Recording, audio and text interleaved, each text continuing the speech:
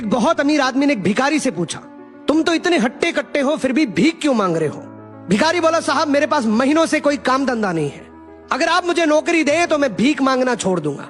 अमीर बोला, मैं नौकरी तो नहीं दे सकता, लेकिन तुम मेरे बिजनेस पार्टनर बन सकते हो। मेरे पास एक चावल का प्लांट है, तुम चावल बाजार में सप्लाई करो और मुनाफा महीने के अंत में बांटेंगे। भिखारी ने कहा, लेकिन कैसे बांटेंगे? क्या मैं 20% लूंगा और आप 80%? अमीर बोला, मुझे सिर्फ 10% चाहिए, बाकी 90% तुम्हारा होगा, ताकि तुम जल्दी तरक्की कर सको। भिखारी ने जोरों से काम शुरू कर दिया। उम्दा चावल और सस्ते दामों से उसकी बिक्री बहुत बढ़ गई और उसे खूब मुनाफा हुआ। लेकिन जब मुनाफा बांटने का समय आया तो भिखारी ने सोचा, सारी मेहनत तो मैंने की है, तो अब अमीर आदमी को 10% क्यों दूं?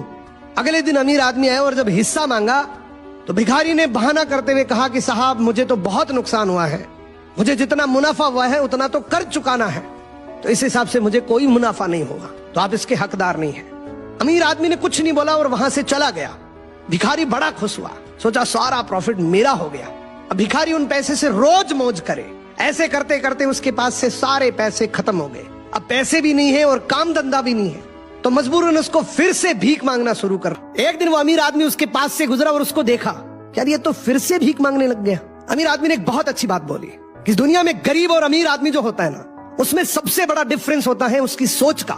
एक रिच माइंडसेट हमेशा ये सोचता है कि मुझे भी प्रॉफिट हो जाए और मेरे साथ जो काम कर रहे हैं उनको भी प्रॉफिट हो जाए, लेकिन एक पुअर माइंडसेट हमेशा ये सोचता है कि जो भी प्रॉफिट हो सिर्फ मुझे ही हो।